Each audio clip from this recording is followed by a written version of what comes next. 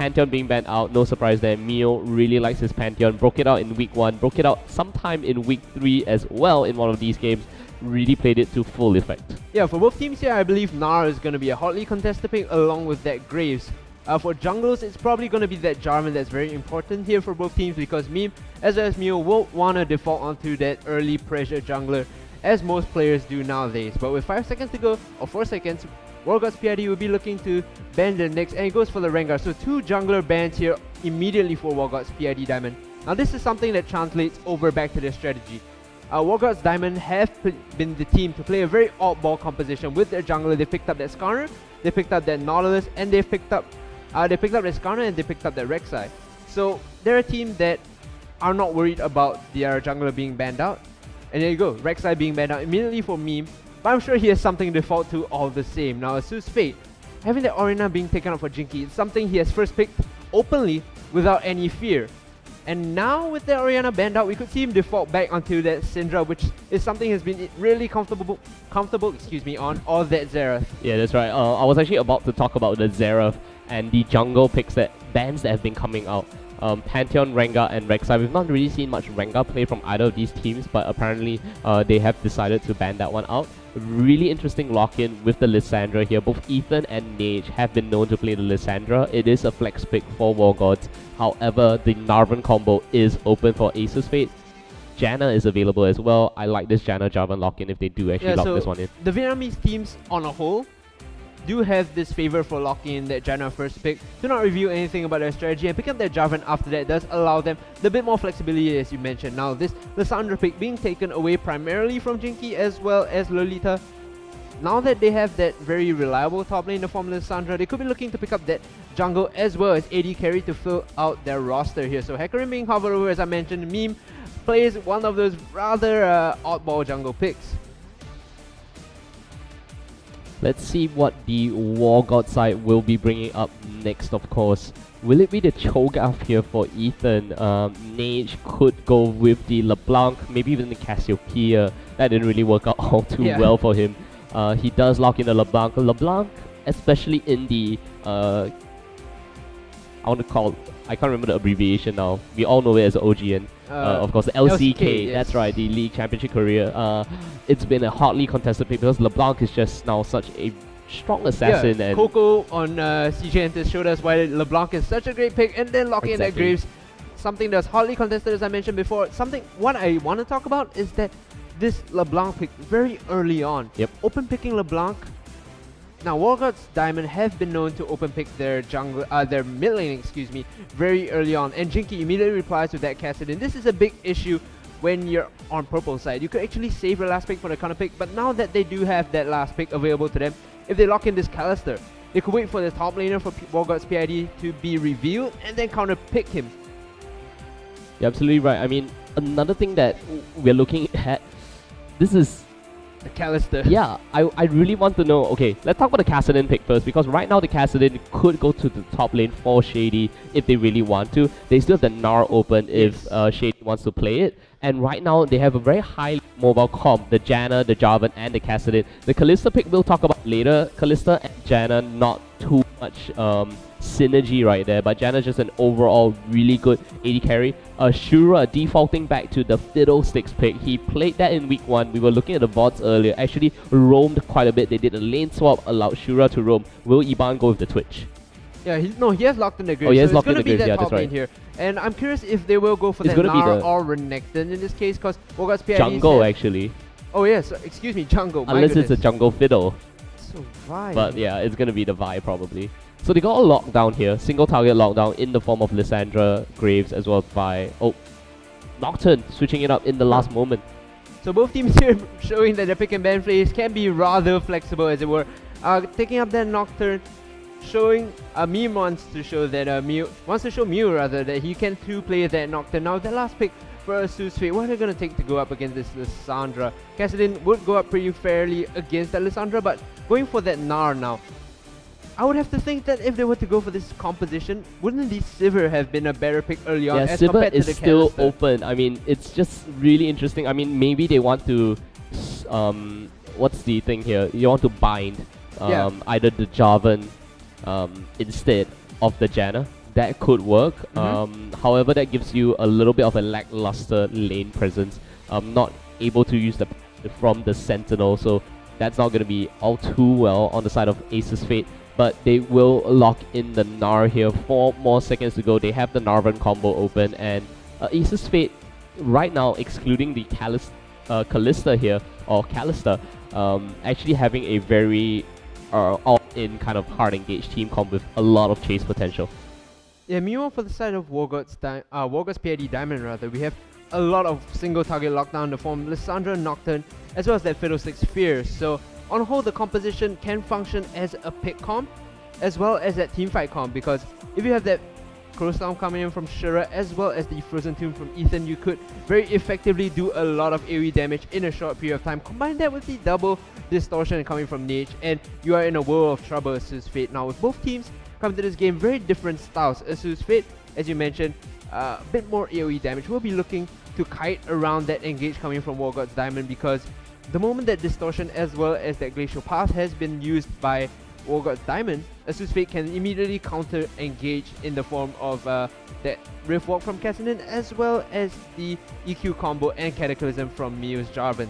Yeah, you're absolutely right. I mean, the counter engage potential coming from ASUS Fate is huge here, especially on the side of Jarvan and Gnar. If they can easily kite back, and with Akihiko here, Janna to actually reset the fight, it's really instant, and the moment they do that, if they don't actually use their cooldowns properly here, or especially on the side of Wargods, and don't insta-kill someone with the amount of burst damage they have in between the LeBlanc, Lissandra, even Nocturne at times has quite a bit of burst, and the Graves, it's going to be a reset fight. They won't have their cooldowns available for them, and then you have the Narvan, the Kassadin, even the Kalista to come in with the call and just get you the knockup. I mean, there's so many ways to initiate on the side of ASUS Fate. Now, personally, I think the scaling in this face-off goes in the favor of ASUS Fate with that Kassadin, without a doubt. I'm curious to see whether that Kalista will be building towards that Runan's Hurricane. We saw, I believe, Sneaky playing that Kalista in that way in the week 1. Oh wait, no, it wasn't Sneaky. It was in EU rather. It was Woolite, I believe, that did play that Kalista. So taking a page taking a page out of Sneaky's playbook actually, because he was the one that kind of invented it in solo queue and played it to great success.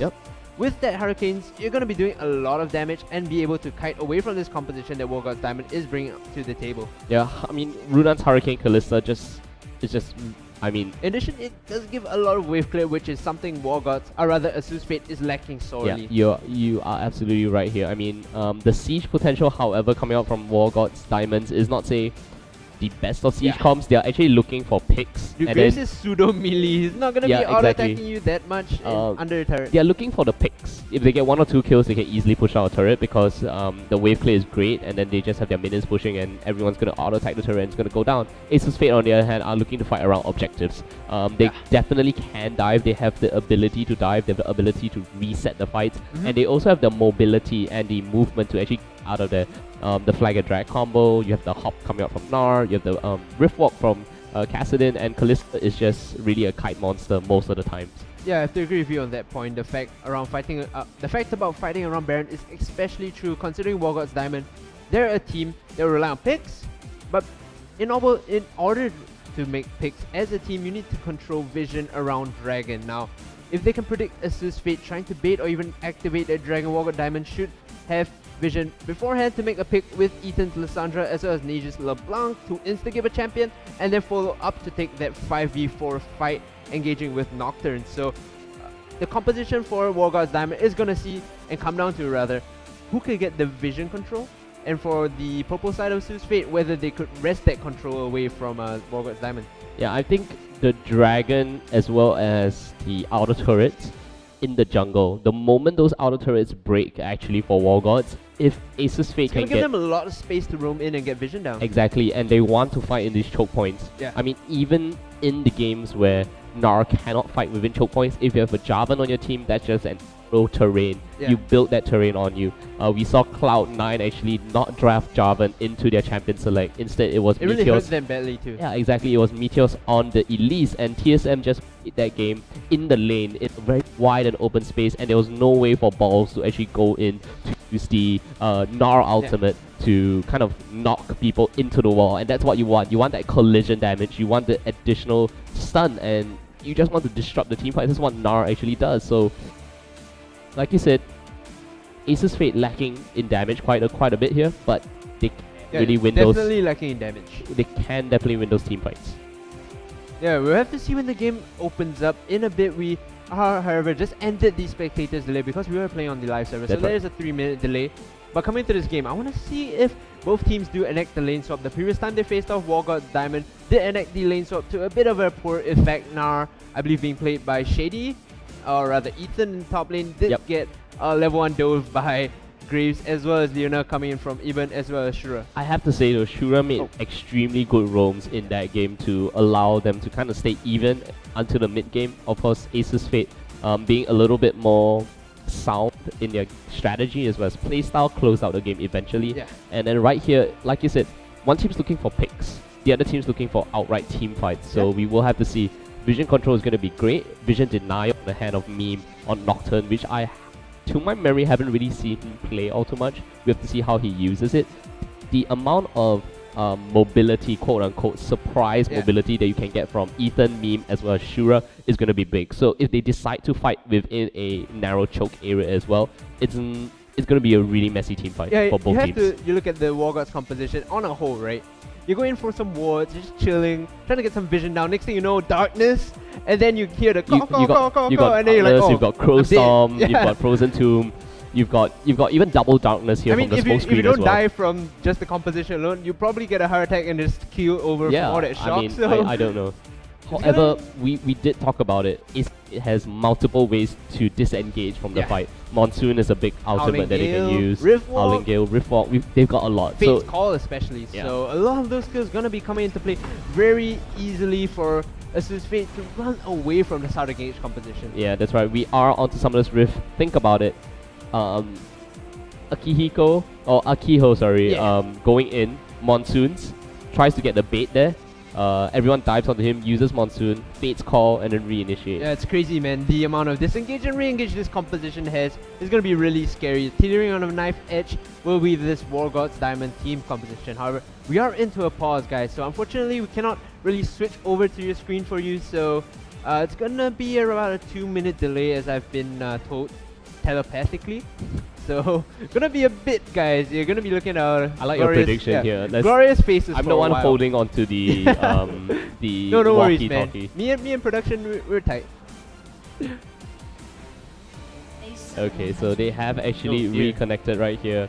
We will see the pause coming out shortly, but let's actually run through the team comps once again. If you guys are just joining us, this is the not rematch, but the rescheduled match between Wargods. The rescheduled rematch. Yeah, you are right. It's the rescheduled rematch between Wargods PID Diamonds going up against ASUS Fate. Of course, Wargods playing on the blue side, ASUS Fate playing on the purple side, and of course we have the two teams into Summoner's Rift. They're about to play very soon.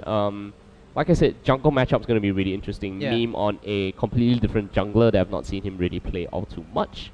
And then Mio on something that he's a little bit more comfortable on. Talk about jungle matchups. When they both go for a gank, Jarvan's gonna EQ in. If he doesn't hit his EQ, it's up to Meme or Nocturne to come in and fear him out, because you have no disengage from then on. There is also no follow-up from any of the laners from ASUS Fate. On the other hand, even though Meme does not have any outright hard crowd control, Ethan has, Nage actually has his ethereal chains as well. You have the Ring of Frost coming from Lysandra, that's right. The moment those crowd control actually lands, he can actually put on his fear tether, and once that happens, it's almost a guaranteed kill on the lane opponent. And then you couple that with these stalkers, or maybe we might even see them pick up the skirmishers, as he's going to be doing a lot of damage over time.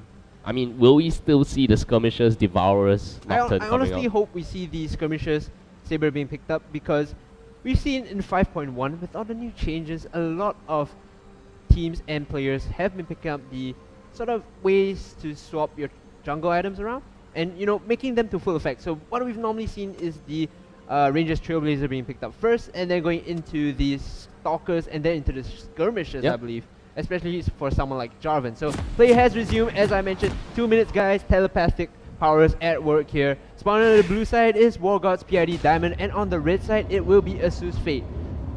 That's right, let's take a look at what they have.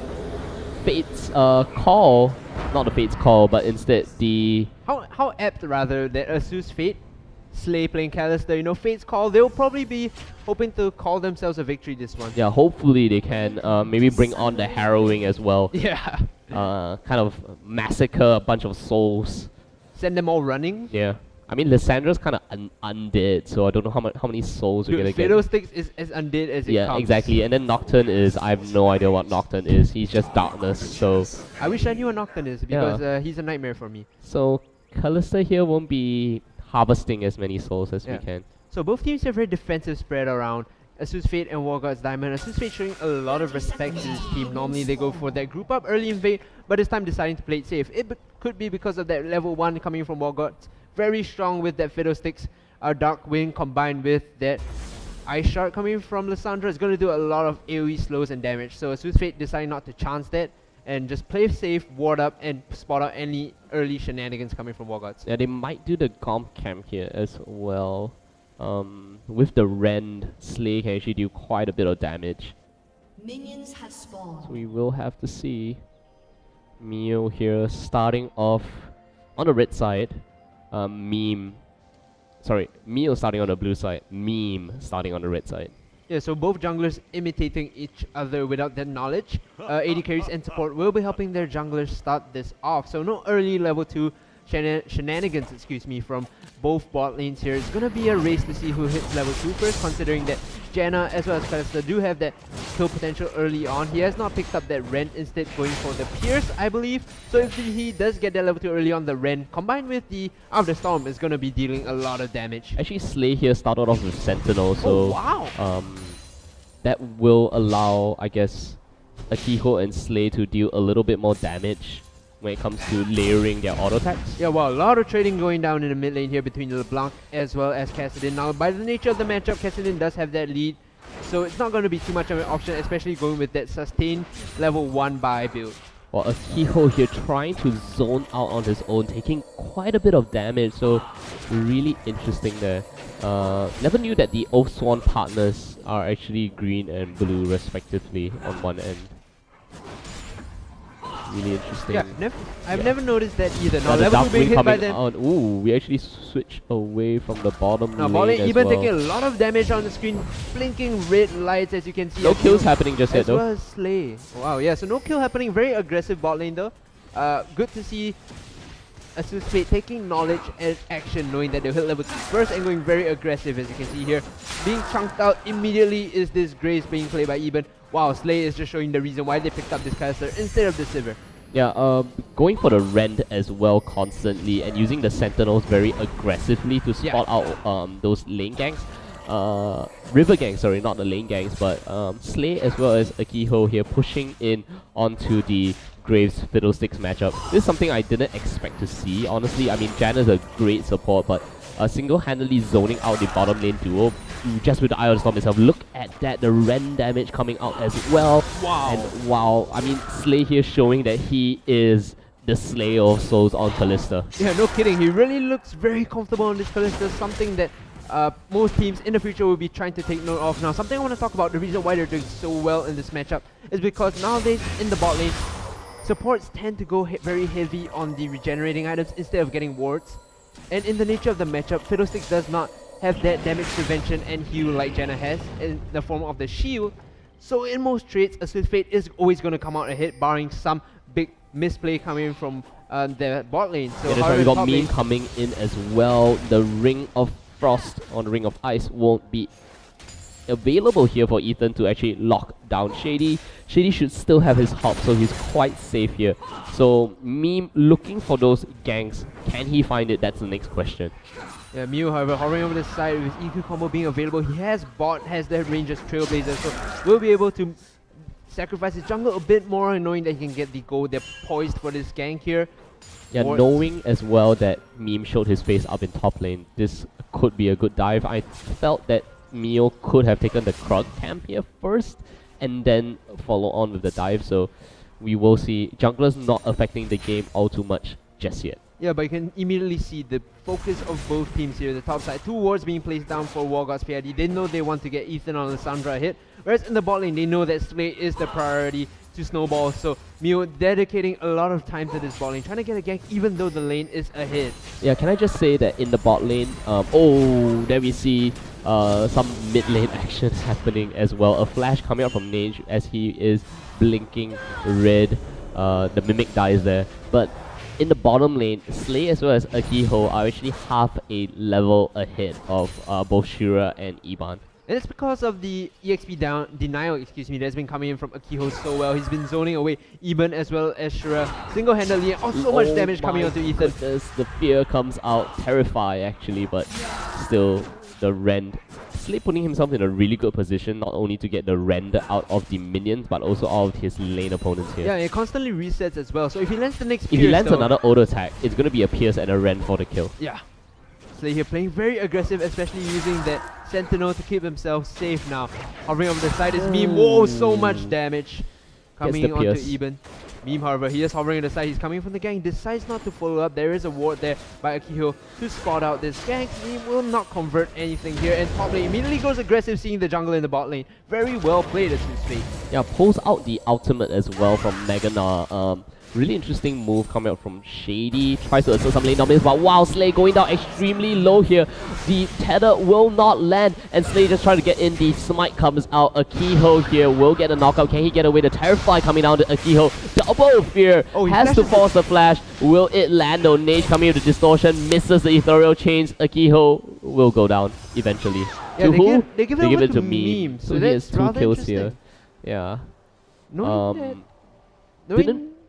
Didn't really see how Slay went down so low in the first place. That was really interesting. We were so sure that Slay could have just easily killed Iban here, but yeah, interesting way to give the kill to Meme as well. A lot of damage going down to Nage. Jinky does take the chains to the face, however Mio at the side does not get the EQ combination, knowing that LeBlanc has distortion away. So going into safety is this LeBlanc, knowing when to be aggressive and when to play safe. Very good judgment here coming from Nage. Yeah, that's right. So really interesting focus here. Meme rushing to the Warrior's enchantment on his skirmishers. That's going to be something to look out for. And he's going to hit level 6 really soon as well. So there's going to be a big power spike for the side of Wargods PID Diamond. Yeah, now, especially because of the fact that he did get those early 2 kills, Wargods made an active decision to give it over to this Nocturne. So he's going to be hitting level 6 way before Mio, I believe. They're actually about the same experience level. So Mio has been farming quite a bit in the mid lane, however. There we go. Mio not level 6 yet. Nage nearly going down. Meme in a lot of trouble. Has to flash away from this one. The teleport coming in. Gets the Dragon Lance. The auto attack. Is it enough? The Terrify is going to come out from Shura onto Jinky. Silence coming in. Can Kalista get the Pierce though? Off to the side. Will not be able to land it, but the Flag and Drag combo gets them the kill in the bottom. It's going to be the teleport that's cancelled here. Shura is in a lot of trouble right now. Mio is going to come right in. He's going to hit level 6 off this kill, I believe. Yes, we do. Won't see the Cataclysm come down onto Iban, though. Thought they might want to dive this, but without the flashes coming out from the side of the ASUS Fate, it's going to be 2 kills for nothing as they chase all the way from mid lane into the bottom. Yeah, they honestly should have dived that turret. Ethan had cancelled his teleport and there was no more mobility. Oh, the face call coming in. That's going to completely miss through the quick draw.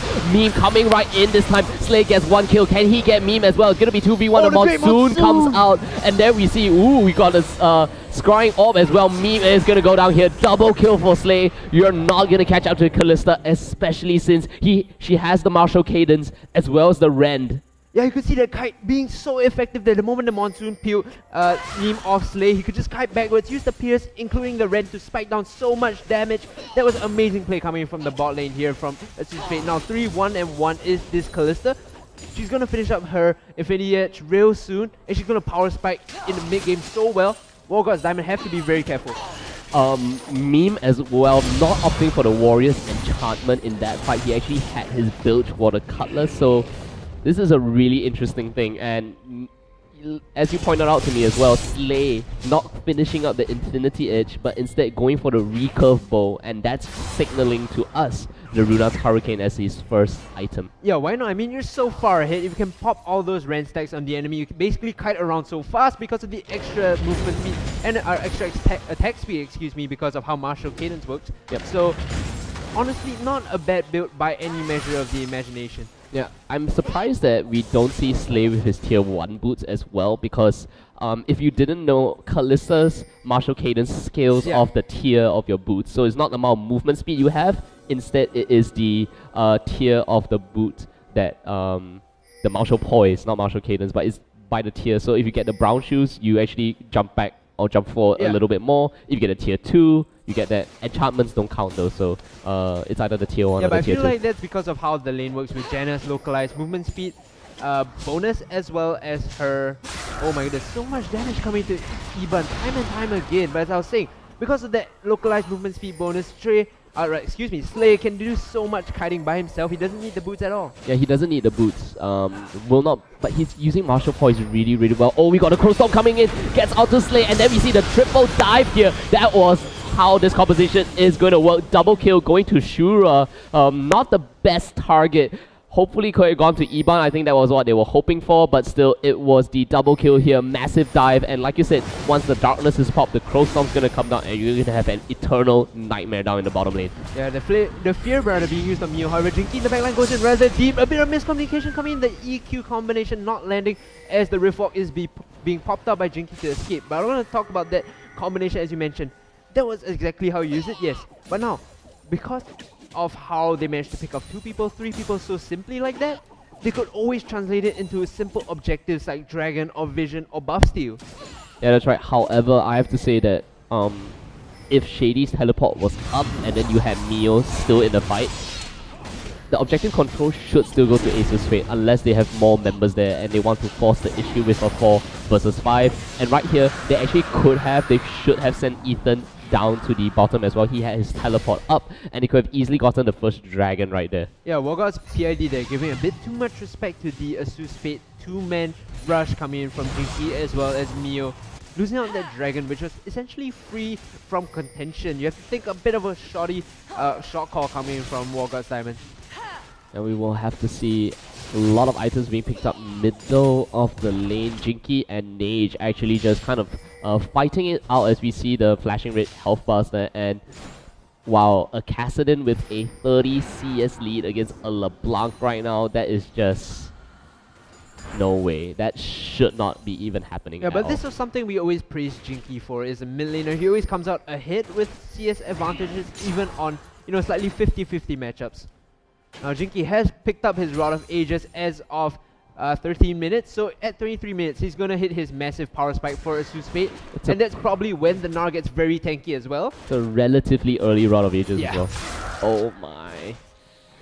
And you think about it, 23 minutes, you finish that Bloodthirster and Runa's Hurricane on Slay, you had the Rod of Ages. Fully stacked. Probably even the makings of a Zhonya's Hourglass. That's a very mobile, very scary, CC heavy composition. Correct. I remember even Quickshot actually mentioning, or maybe it was Freak that mentioned on the analyst desk, that items, if you complete it, they're usually very item efficient. The only exception, of course, is Yomu's Ghostblade, that only when you have your active, then that's gonna be it. And Rod of Ages is another one of those exceptions as well.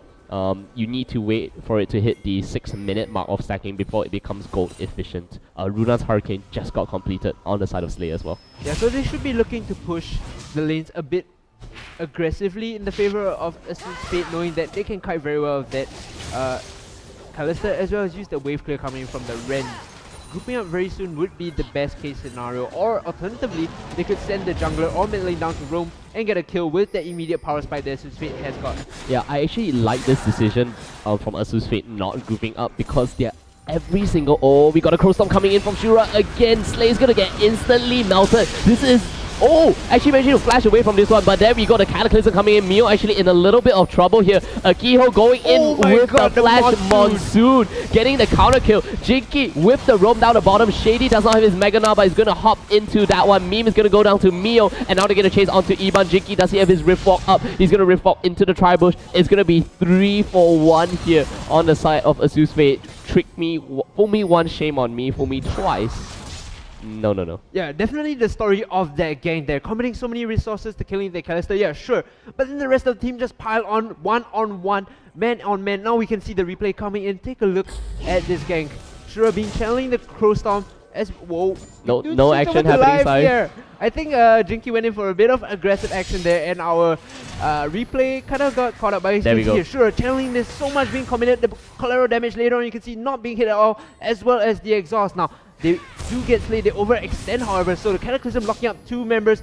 Perfect timing here by Akio. Flash, Monsoon, knock them back in. Mio solos both of these two targets out there on the backline. Jinky completely untouched. Ethan has to use all his crowd control, and Shady can just jump into the backline and finish everyone off. Where's your front line now, Wargods Diamond? Yeah, Wargods Diamond that just kind of faltering in, blowing all the ultimates just to take down Slay, and it wasn't even a shutdown. Earlier it was actually a shutdown goal going over, which I completely agree with. And oh my goodness, the flash and the Gnar out hitting completely air, and Ethan, are you gonna go down? Oh, actually using his ultimate. Shady, hello. Actually, Jinky is the one that gets the kill. Where Shady, yeah, Shady goes in for like, hey, I'm gonna tank it up for my boomerang. Gnar's like, yay, me. But no, Jinky is the one that gets the kill. He puts himself on the board 1-0 and 2 now. Rod of Ages, 3 minutes in. That's pretty good. Slay not having a great time, but he's drawing so much pressure that Cassidy and Gnar are just winning their lanes outright. Yeah, strategically it's always good to give your Cassidy those kills and farm, because he's gonna hit his power spike much sooner, and Cassidy, who gets his items, is a very scary Cassidy indeed, especially against this composition of Wargods Diamonds. We talked about them using their ultimates to pick a target one by one. Well, if you're a very mobile assassin in the form of Cassidy, with your Zhonya's Hourglass, you have no problem getting to the back lines and killing people after they dive your priority targets. Yeah, you're absolutely right there, Hungry Kid. Oh my goodness. Iban just comes in and... Okay, the scary thing about the Runan's Hurricane Kalista, actually we're looking at the gold here, 5.8 thousand gold compared to the 4.7. Not entirely sure how that lead actually, who am I kidding? Come on, the lead came up Definitely because from the kills, as well as the creep score between both Slay as well as Iban. I want to actually talk about how the Runan's Hurricane actually benefits the Kalista. You can actually add on to this. So when you get those stacks of the spears that's lodged into the target, what you can actually do is stack it up. Don't clear the wave yet. Line up your pierce and transfer every single stack of those spears onto the target that you want. Come in with the martial poise, rend him, and then that's basically it. Yeah, so here's a tip for you solo queue players, both dropping it like it is. That's how you can basically maximize your damage in a 1v1 duo. You auto the minions twice so they don't go low, and then you pierce it all onto the last target, and then you rend after that. Yeah, that's right. The Magi Soul Stealer as well as our observer is showing us 16 and a half minute pickup coming in from Akiho. I mean, he's 1, 2, and 8. 5 stacks is where you started off with. All you need is 1 more stack for it to become gold efficient. And at this point, I'm not even mad that he's picked up that early Magi Soul Stealer, just because of how the composition of ASUS Fate is playing. Everyone is gonna be diving forward onto your priority targets anyway. Just sacrifice them. Don't get an early Mikhails. Instead, play the backline defense of using that Monsoon and Howling Gale to kite back, sacrifice one target, and then re-engage the fight with all your ultimates still available and that power you have to brute force. Yeah, if you think about it, in that previous fight down in the bottom lane, it was actually Akiho that set up 2 kills for Mio there, so that was insane. Dude, this guy is a beast on Janna as well as Thresh. There was a reason why ASUS Fate support, or rather the bot lane, this Janna was such a high priority pick for them. Oh my goodness, Akiho going in here alone, zoning out Iban a little bit. Of course, Slay was in the back lines as well. Kalista players have 2 options actually in the lane. You either go for a poke-centric lane with maxing Pierce first, or you go for the, I don't know what you want to call it, the max rend first lane, I guess. I would call it the team fight build, because you essentially get Hurricanes into Bloodthirster, use that shield, and go around fights, kite around with your martial poise, pop as many rend stacks onto targets as possible, and then just rend them all out immediately.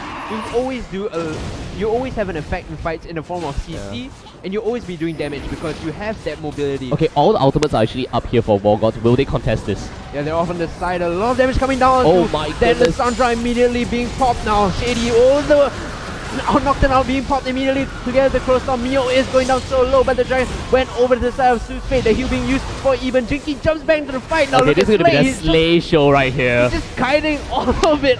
Oh my goodness, you can't touch that, Callister. Not today, guys. Man. That is a 4-for-1 at the end of the day for the side of ASUS Fate. And they get the Dragon. My goodness, what a big advantage being taken here. You know, the epic thing is that Slay did not even get a single kill out of that fight. I'm gonna take you through the replay. Watch the pin cushions explode Yeah, here. this is sick here coming from Slay. He has all that rend stacks. Now, take it away, Wolf. Yeah, that's right. Look at the amount of damage coming out. Shady actually going in for this one. I actually completely disagree with this Gnar out just to execute this. Yeah. And Kalista actually picked up the Dragon here. Great Crow Storm coming in. But everyone here was actually trapped in the Dragon Pit. Jinky doing a whole bunch of AoE damage. Slay, I felt, popped the Rend a little too early. Could have gotten a few more kills out of that one. Shady was at full health. Kassadin was at full health. Jinky here as well. Slay couldn't even get killed here by 4 diving members of the team. They only picked up Mio as well as Akiho. Yeah, but he did get picked off in the process of that replay. So hopefully we get a replay of that kill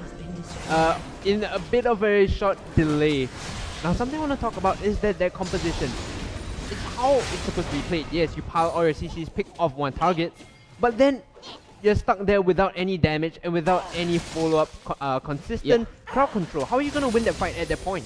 Yeah, imagine what would have happened if Ethan didn't get picked off in that fight. Crow Storm coming in, you force everyone to actually fight around the Crow Storm as well as the Lysandra out, and you could actually pick off more than 1 or 2 members because interestingly, Shura has a needlessly large mod. Both the AP laners of Wargods on the side of Nage actually has the Morellonomicon already at that point of time. And as our observer is actually showing you right now, Jinky just picked up the Zhonya's Hourglass. Yeah, now that is a very scary Kassadin who can jump the backline. We saw in that previous fight, Ethan just dropped immediately to Jinky's assassination potential, quote unquote, as the Kassadin. Now, with the Zhonya's Hourglass, if he pops Ethan, he could stall for the rest of his team to catch up. And Gnar, with his current items now, doing so much damage to Ethan, you can see, oh my goodness. This is just insane. There's nothing that Shady can actually do about it. Meme doesn't even have his ult up, and they're just gonna fight this so one. bad Watch this Mega Wargods. Gnar coming in. Will not even get the Fear Tether out. The Hex Drinker has been popped. Nage does not have any damage at all right now, especially with Shady in Mega Gnar form. He has technically 3 now magic items, and Shady's still going in onto this one. They're baiting it, and we have Slay actually going for the rotation here. Will Slay appear? There we go. The Pierce actually forcing the flash, and there we go. We get the Fate's Call coming in as well from Akiho. Coming up big here. Nage will go down to 1 more auto attack. Slay unable to pick up Meme. Great knockout coming in with the Pierce as well. Mio even for the kill confirm here. Wasn't even needed, just popped in with the Demacian standard, and right now they're going to just easily push down this turret. Runans as well as the Bloodthirst are going to come up big. 1 turret going to go down, and Kassadin even at the bottom lane holding off both Iban and Shura. There's nothing much they can actually do about this. Yeah, Shady here on Gnar is just such a force of nature. Picking up 2 resistance items, even 3 resistance items with that Mercury thread. Together with that Mega Gnar form, you're going to be denying all sorts of damage coming from Ethan, Meme, as well as Nage. There is no fear for you to be in the front line, stalling up for the rest of your team. You can see that just baiting in the enemy side of Wargods, waiting for Slay to just follow up, land those Pierce and Rend stacks, and clean up the house. My next item that Slay might want to get to just be that perfect playmaker. He doesn't even need it because Shady and Jinky has been doing the work for him. He's just been the target for entire Wargods. But if he's been tired of dying all this game and he wants to bring up his KDA, just pick up a Quicksilver Sash. Yeah. The only thing that you really need to Quicksilver Sash is that Terrify, because it gives them such a huge window, as well as Ethan's Frozen 2. Yeah, that Quicksilver Sash is also going to allow him, as you mentioned, yes, to clean off and cleanse rather, excuse me, off all those crowd control effects. But what it actually does is provide you a small window of timing, considering that now you can actually perfectly stack CC so that the Callister will fall immediately. It gives you a small window to essentially flash backwards, use your Pierce to cut even further, and then re-engage after that. Disappointed with Akiho as well. Not going for that full AP? Yeah, going for, no, he, as a support, I mean, unlike Doa, I actually do like AD carries and supports. I mean, I have fun with my bloodthirsty supports at times, but you think about it, Slay has just been showing up so big in the lane, and so has Akiho, and nothing gonna happen here. And Slay actually jumping the wall with the martial poise as well. Really sad that Akiho did not pick up the Mikhail's Crucible. The Mikhail's Crucible to kind of save Slay from all those really hectic dives there. Yeah, at the end of the day, Slay is only gonna be the only target here for Wargods PID. Considering the Cassidy going so deep, Oh the Frozen my 2. goodness, there we go, the Mega Knight, she gets 2.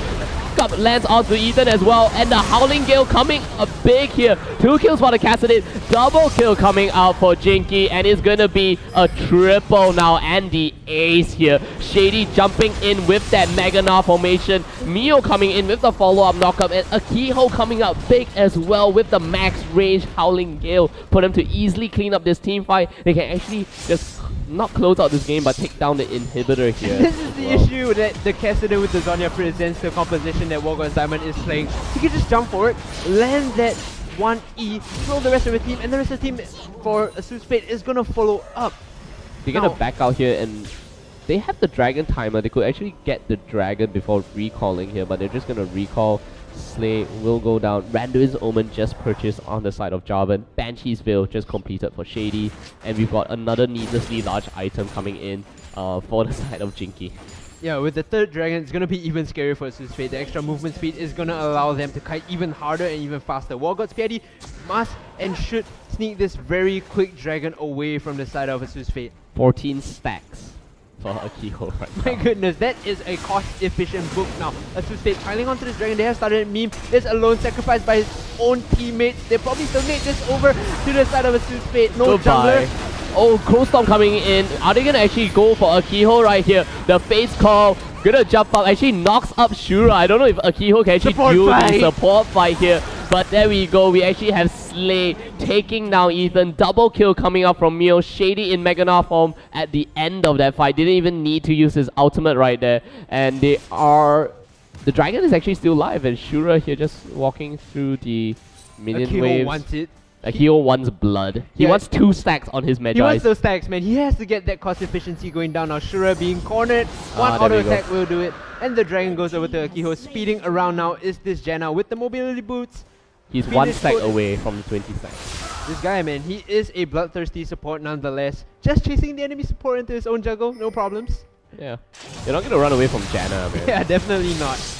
Now the rest of the team all finishing their respective power spike items. Static shift being completed for the side of Slay. Wow, so much damage goes down to me immediately. The kiting from Slay. 1, 2, 3. He lands the red. Now the distortion comes in. Going in so hard is the side of ASUS Fate. Shady takes a bit of damage but knows that his Mega Knight isn't afraid of one little LeBlanc. Now the rest of ASUS Fate piling down on this turret. The Mega Knight making short work of it. Taking down the second inhibitor is the side of ASUS Fate.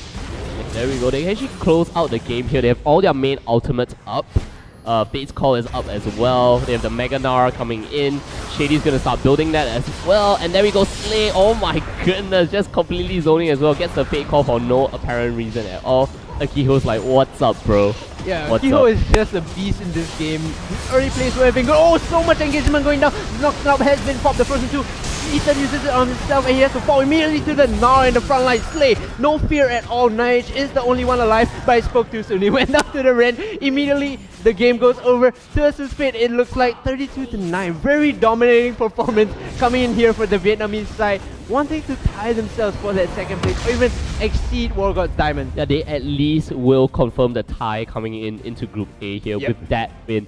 My question to you, Hungry Kid, is there any one champion that you want to ban out from this team composition from the side of ASUS Fate? I mean, we talked about the fact that Sivir will be a much better pick for this comp to just zerk them down, go with the initiation, the Gnar and the Jarvan. The Kassadin can do so as well. But the thing is that you talk about the amount of damage that they lack.